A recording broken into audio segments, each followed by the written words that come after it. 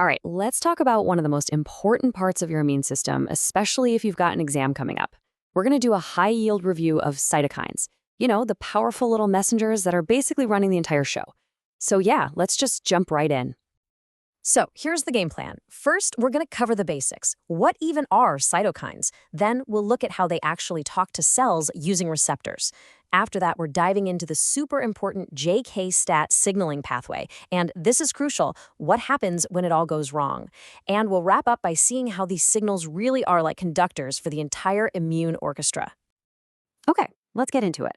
Part 1. What in the world are we even talking about when we say the word cytokine? So at their most basic level, cytokines are just these tiny little proteins, and their whole job is to act as signals between cells. The name itself is a huge clue. It literally comes from Greek words meaning cell and movement. And that's a perfect way to think about them, right? They make things happen. They direct the traffic. They tell immune cells what to do. This is, without a doubt, the primary way our immune system communicates.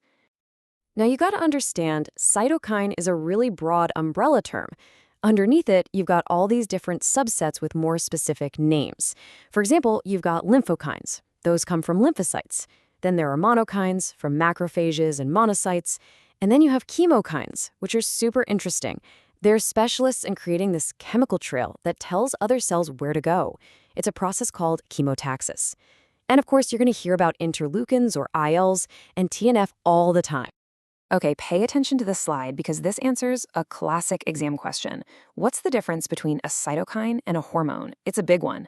See, hormones usually come from specific glands, right? But cytokines, they're made by all sorts of cells all over the body. They're much more widespread. And here's the other key thing. Hormones often travel far and wide through the blood. Cytokines, on the other hand, tend to act locally, like on the cell right next door, or sometimes even on the very cell that produced it. But check out the concentration numbers. This is what's really wild. Cytokine levels can jump up 1,000-fold during an infection. It's not a slow, steady signal. It is an explosive, on-demand alarm system. All right, so a cytokine gets released into the environment. How does a cell actually, hear that message? Well, that's where receptors come in. Think of it as the molecular handshake that makes this whole communication thing possible. So on the surface of our cells, we have these specialized receptors, and they're grouped into 5 major families based on how they're built. The lock and key analogy is honestly perfect here. Just imagine there are different types of locks, and each family of locks is designed to fit a specific group of cytokine keys. This setup is what allows for this incredible diversity of signals. Let's zoom in on one of these families to see how cool this is. Take the IL-2 receptor subfamily. It has a secret weapon, you could say. It's a shared piece called the common gamma chain. Now, why is this such a big deal? Well, it means that a bunch of different cytokine receptors for IL-2, IL-4, IL-7, and others, they all use this exact same gamma chain to send their signal. It's an incredibly efficient design. And we see a really similar strategy in a different family. Receptors for cytokines like IL-3, IL-5, and GM-CSF, they start out with what we call low affinity. That just means they don't bind very tightly to their cytokine. It's a weak handshake. So, to get a really strong, high-affinity signal, one that really locks in and tells the cell, okay, we're doing this, they have to grab onto a shared piece, this time a beta-subunit. It's this 2-step process that guarantees a really strong, clear signal gets through. Okay, so the key is in the lock. The cytokine has bound to the receptor. Now what? What happens inside the cell? Let's follow that signal and look at the super famous and super important Jak-STAT pathway to see how this message gets turned into real action. This pathway is it's so elegant and direct. Here's how it works. Step 1, the cytokine binds, and that pulls 2 pieces of the receptor together. Step 2, this brings these proteins called JAKs close to each other, and they basically tag team to activate one another. Step 3, these now active JAKs recruit other proteins called STATs. Step 4, the JAKs activate the STATs. And finally, step 5, these activated STATs pair up, they march right into the nucleus of the cell, and they switch on specific genes. Boom, signal to action in just 5 steps. And look, this pathway, it's not just some abstract diagram in a textbook. Its function is literally a matter of life and death. So let's take a look at the absolutely devastating things that can happen when these signals go wrong.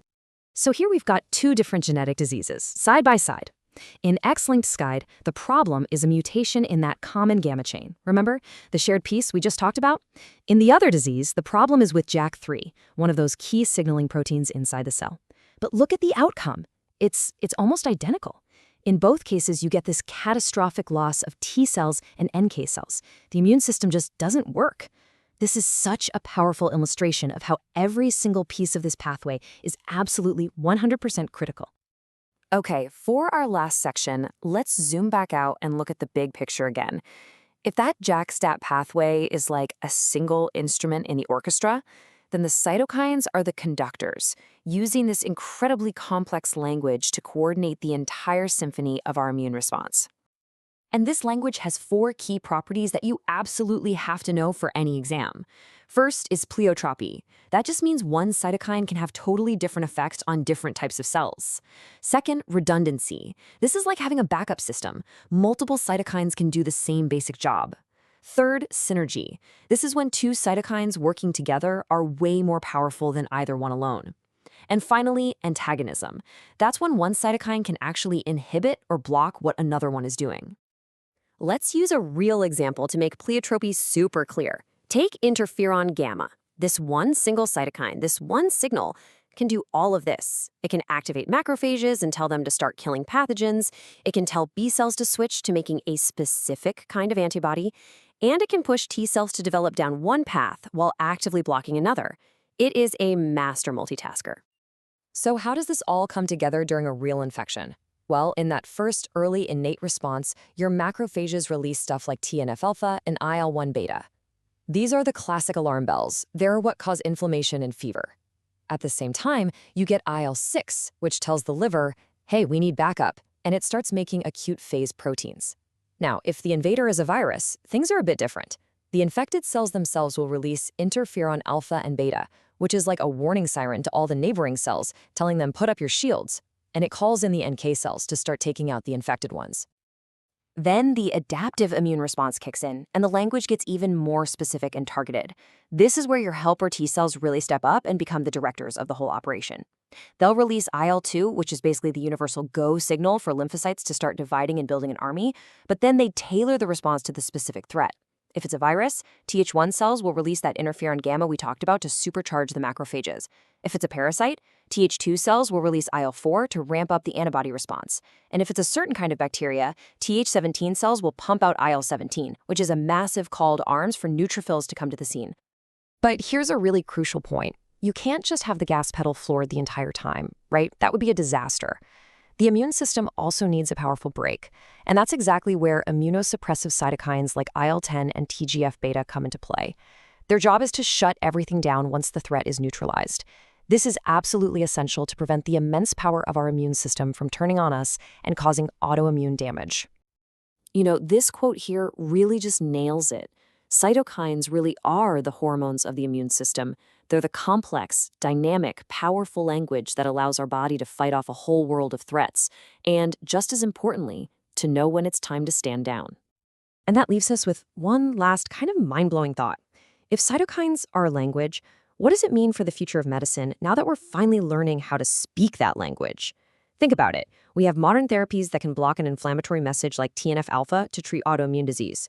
We can boost other signals to help fight cancer.